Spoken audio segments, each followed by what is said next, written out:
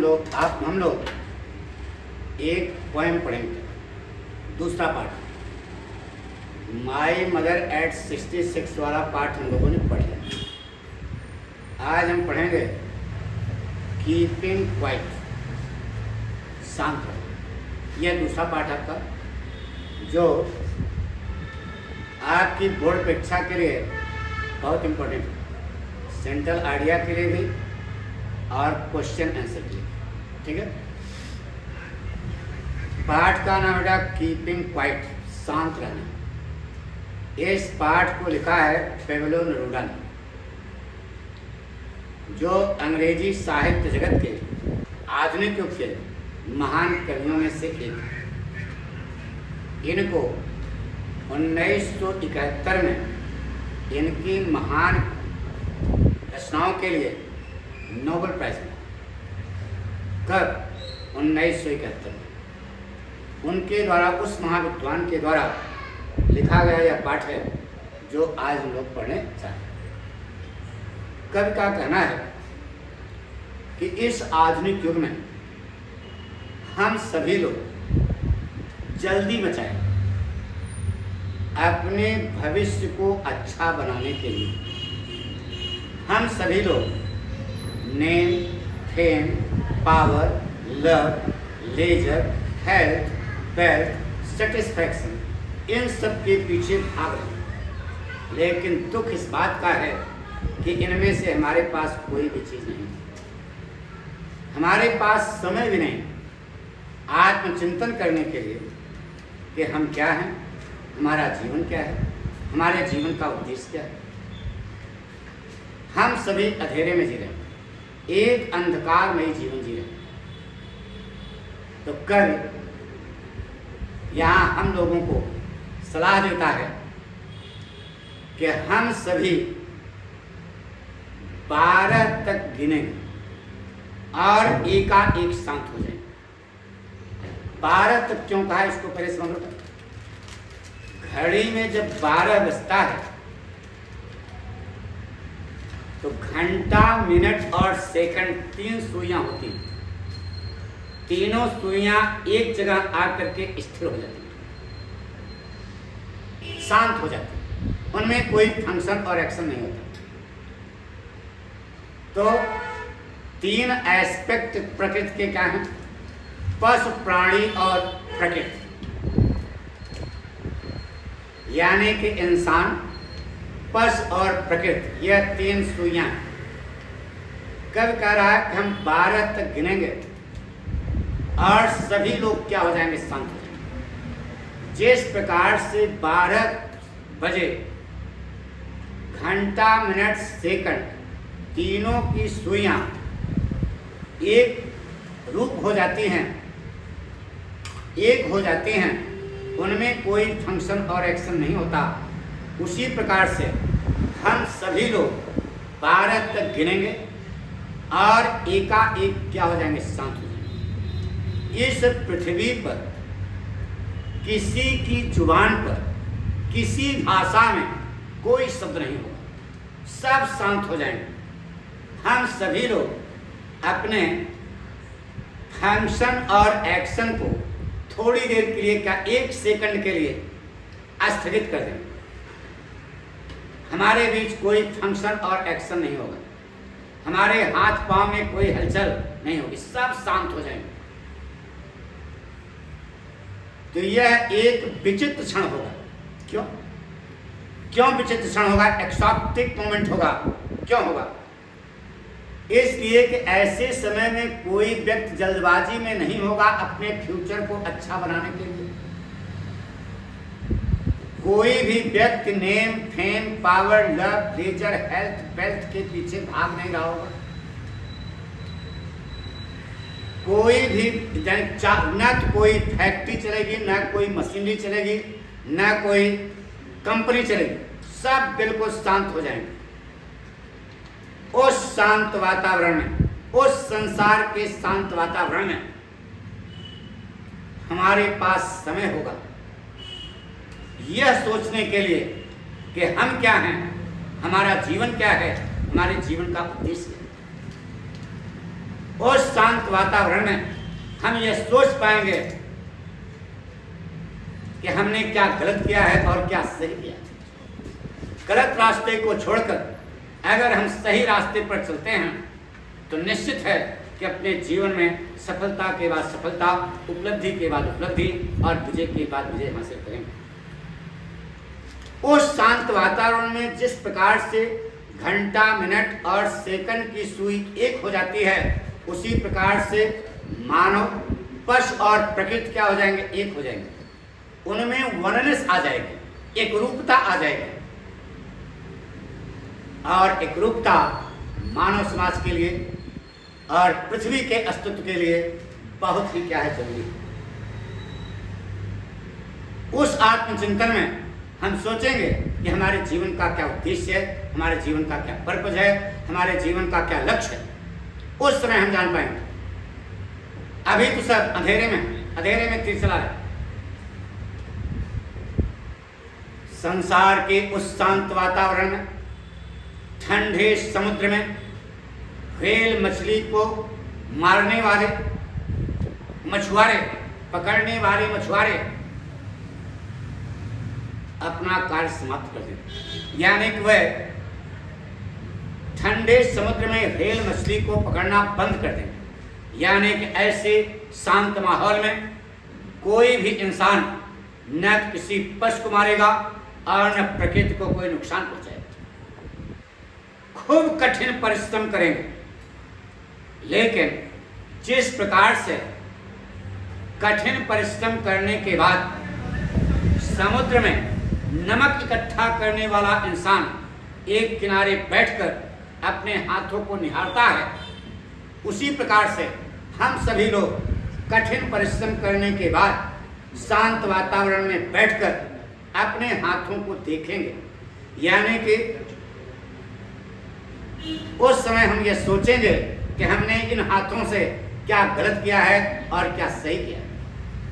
गलत रास्ते को छोड़कर अगर हम सही रास्ते पर आगे बढ़ते हैं तो निश्चित है कि अपने जीवन में सफलता के बाद सफलता, उपलब्धि के बाद उपलब्धि और विजय के बाद विजय हासिल करेंगे।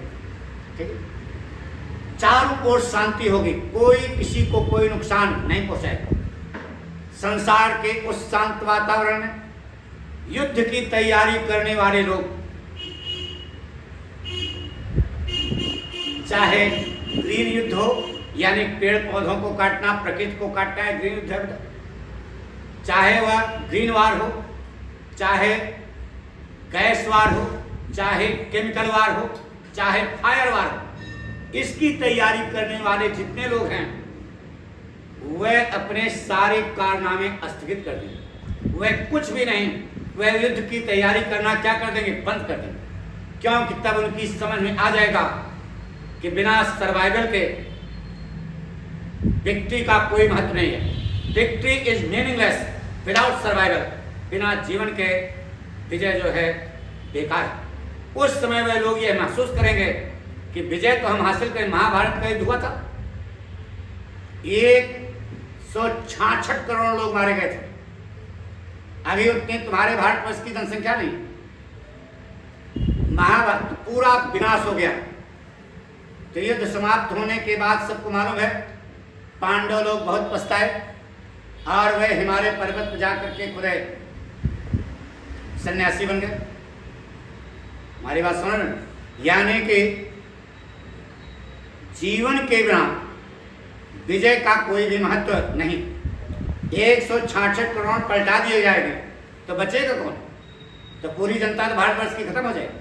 तो केवल इसी की बात है, पूरे संसार की बात हो रही है कि संसार के लोग जितनी भी युद्ध की तैयारियां करने वाले लोग हैं वह सच्चाई जान पाएंगे, जान जाएंगे, उस शांत वातावरण में समझ जाएंगे। अरे जब पूरे संसार में शांति होगी तो उस शांत वातावरण में समझ जाएंगे कि victory is meaningless without survival. इसलिए वह युद्ध की तैयारी करना क्या कर देंगे? बंद कर देंगे। कोई भी व्यक्ति कोई युद्ध की तैयारी नहीं करेगा, बल्कि तब क्या होगा? ऐसे समय में लोग खून के धब्बे से रहित साफ कपड़े को पहनकर, खून के धब्बे से रहित साफ कपड़े को पहनकर, स्वच्छ कपड़े को पहनकर प्रकृति के सुंदरतम वातावरण में घूमेंगे, आनंद लेंगे, भाव विभोर होंगे। और इस प्रकार से हम समस्त प्राणियों के बीच में पशु, प्रकृति और मानव सबके हृदय में एक रूपता आ जाएगी। उनके हृदय में भाईचारे का और मित्रता का अंकुर पैदा होगा। वह एक दूसरे को समझ पाएंगे, वह एक दूसरे की रियलिटी को जान पाएंगे। यानी कि ऐसे समय में वह उस संसार के शांत वातावरण में उनके पास समय होगा आत्मचिंतन करने के लिए, एक दूसरे को समझने के लिए, और वह समझ पाएंगे कि हमने क्या गलत किया है और क्या सही किया है। गलत रास्ते को छोड़कर यदि वह सही रास्ते पर चलते हैं तो निश्चित है कि उनके जीवन में सफलता के बाद सफलता, उपलब्धि के बाद उपलब्धि और विजय के बाद विजय प्राप्त हो। ठीक है। कभी सलाह देता है कि डूइंग नथिंग, वे कुछ भी नहीं करेंगे। तो डूइंग नथिंग का यहाँ अर्थ कब क्लियर कर रहा है? कब कह रहा है कि मैंने ये जो सलाह दी है कुछ न करो, इसका मतलब टोटल इनएक्टिविटीज नहीं। मैंने कभी यह सलाह देता है कुछ न करो, डूइंग नथिंग, कुछ न करना, कुछ न करना। तो कुछ लोग यह अर्थ लगा देंगे कि कुछ न करो इसका मतलब मर जाओ। कब कहता है यह, कब जो है इस पाठ के माध्यम से यह भ्रम दूर करना चाहता है कि उसने जो डूइंग नथिंग की सलाह दी है उसको टोटल इनएक्टिविटी से न लिया जाए, यानी मौत से उसको न जोड़ा जाए। क्यों? क्योंकि जीवन तो वह चीज है जो आपके आसपास है, यानी कि जीवन एक्शन है। जीवन और एक्शन एक सिक्के के दो पहलू हैं। जीवन के अभाव में एक्शन की कल्पना नहीं की जा सकती और एक्शन के अभाव में जीवन असंभव है। यानी जीवन और एक्शन एक दूसरे के पूरक हैं, कॉम्प्लीमेंट्स हैं। यानी कि जीवन तो तब होगा जब एक्शन होगा। डूइंग नथिंग का मतलब यह आप कह रहे हो कि मर जाओ, इसका अर्थ तो कब ये कहना चाहता है कि मैंने जो डूइंग नथिंग की जो सलाह दी है इसको आप मौत से न जोड़ें। यानी कि इसका मतलब है कि आप थोड़ी देर के लिए शांत हो जाओ ताकि आप उस शांत वातावरण में इंट्रोस्पेक्शन करने के लिए आपके पास समय हो, आत्मचिंतन करने के लिए आपके पास समय हो। उस आत्मचिंतन से आपको पता लगेगा कि आप क्या हैं, आपका जीवन क्या है, आपके जीवन का उद्देश्य क्या है। उस समय आत्मचिंतन में आप यह पता कर पाएंगे कि आपने गलत क्या किया है, सही क्या किया है। गलत रास्ते को छोड़कर सही रास्ते पर यदि आप चलते हैं तो निश्चित है कि आप अपने जीवन में सफलता के बाद सफलता, उपलब्धि के बाद उपलब्धि और विजय के बाद विजय हासिल करेंगे। कब कहता है कि वह विशाल शांति, संसार की वह विशाल शांति जो केवल क्षण भर के लिए होगी। जब ये कह रहा है खूब काम करो लेकिन थोड़ी देर के लिए शांत हो जाओ, तो वह विशाल जो शांति संसार में व्याप्त होगी, वह विशाल शांति हमें अपने आप को न समझ पाने के दुख से दूर कर देगी। हम अपने आप को समझ नहीं पाते। हम सभी लोग जल्दी मचाए हैं, सुबह से शाम तक हाथ टकाए थे। पैसा कमाना, पैसा खर्च करना हमारी जिंदगी का मकसद बन चुका है। हम सभी लोग जल्दी में हैं, सिंगल माइंडेड हो गए हैं, thoughtless, senseless, characterless, principleless, selfless, self centred, wild और इनजस्ट बन चुके हैं। हम सभी name, fame, power, love, leisure, health, wealth, satisfaction सबके पीछे भाग रहे हैं। लेकिन दुख इस बात का है कि इनमें से कोई भी चीज हमारे पास नहीं। इसलिए हम सभी क्या हैं, दुखी। तो हम लोग अपने आप को न समझ पाने के दुख से क्या पा जाएंगे, मुक्ति पा जाएंगे। क्योंकि उस शांत वातावरण में हमारे पास समय होगा, उस शांत वातावरण में हमारे पास समय होगा आत्मचिंतन करने के लिए कि हम क्या हैं, हमारा जीवन क्या है, हमारे जीवन का उद्देश्य क्या है। अभी तो हम सभी लोग जल्दी मचाए हैं अपने भविष्य को अच्छा बनाने के लिए, लेकिन सच्चाई यह है कि उसमें कभी अच्छा बनता ही नहीं। हम सभी मीन माइंडेड हो गए हैं, तुच्छ मानसिकता के हो गए हैं। इस अंधकार में, इस संसार में हम अपने तीर और तलवार तो चला रहे हैं, लेकिन दुख इस बात का है कि हमें पता ही नहीं है कि हमारा उद्देश्य क्या है, हमारा सत्य कौन है, हम किसके खिलाफ लड़ रहे हैं, हम क्यों लड़ रहे हैं। यह सब सारी चीजें हमारे दिमाग में नहीं, यानी कि हम अंधकार में जी रहे हैं। अपना जीवन जो है अंधकारमयी हो गया। इस अंधकारमयी संसार के हम लोग क्या हैं? सिपाही, लेकिन हमें पता ही नहीं है कि हमारा सत्य कौन है, हम किसके खिलाफ लड़ रहे हैं, क्यों लड़ रहे हैं। यह सारी चीजें हमारे दिमाग में नहीं है, फिर भी हम सुबह से शाम तक तीर और तलवार चला रहे हैं। इस संसार के अंधकारमयी संसार में हम अपने तीर और तलवार चला रहे हैं, यानी हम कठिन परिश्रम तो कर रहे हैं, लेकिन उद्देश्यहीन हैं, दिशाविहीन हैं, हमारे जीवन का कोई मकसद है नहीं। तो उस शांत वातावरण में उस शांत वातावरण में हम लोग यह समझ पाएंगे, हम लोग अपने आप को न समझ पाने के दुख से क्या हो जाएंगे? मुक्त हो जाएंगे। और जब अपने आप को समझ जाएंगे तो हम मौत के भय से भी मुक्त हो जाएंगे, क्योंकि मौत कुछ नहीं। निर्भय स्वागत करो मृत्यु का, मृत्यु एक है विश्राम स्थल, जीव जहां से फिर चलता है, धारण करना जीवन संबल। सभी लोग मौत से लड़ते हैं, लेकिन ऐसे समय में जब वह शांत वातावरण होगा तो उस शांत वातावरण में हम अपने आप को समझेंगे, और मौत जब अपने आप को समझ जाएंगे कि हम क्या हैं, अरे मांस का लोथड़ा जो है कुछ नहीं है, इसके अंदर जो है वह है, उसको जब समझ जाएंगे तो हम मौत के भय से भी क्या पा जाएंगे? मुक्ति पा जाएंगे। तो कभी हमें सलाह देता है कि हम सभी लोग यह शांति का पाठ पृथ्वी से सीख सकते हैं। किससे? पृथ्वी से सीख सकते हैं। क्यों? अब ये समझाना है।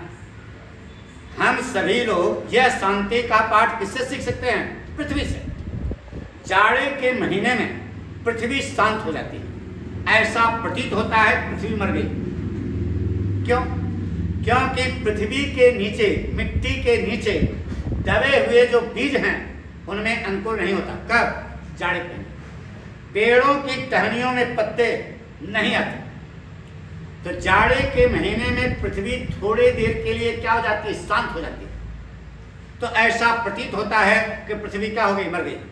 क्योंकि पृथ्वी के नीचे दबे हुए बीजों में न तो कोई अंकुर होता है, न पेड़ की टहनियों में कोई नए पत्ते आते। लेकिन जाड़े के महीने में थोड़ी देर शांत होने के बाद वही पृथ्वी बसंत के महीने में यह सिद्ध करती है कि वह अभी भी क्या है? जिंदा है। डबल ऊर्जा के साथ जाड़े के महीने में वह शांत होती है, ऊर्जा गेन करती है, एनर्जी स्टोर करती है, और बसंत के महीने में डबल ऊर्जा के साथ अंकुर पैदा करते हुए, पेड़ की टहनियों में पत्ते पैदा करते हुए वह इस बात को सिद्ध करती है कि वह अभी भी जिंदा है। तो आप हम सबको यह सलाह है कि खूब कठिन परिश्रम करो, लेकिन थोड़ी देर के लिए क्या हो जाओ? शांत हो जाओ। उस शांत वातावरण में आपके पास डबल ऊर्जा मिलेगी।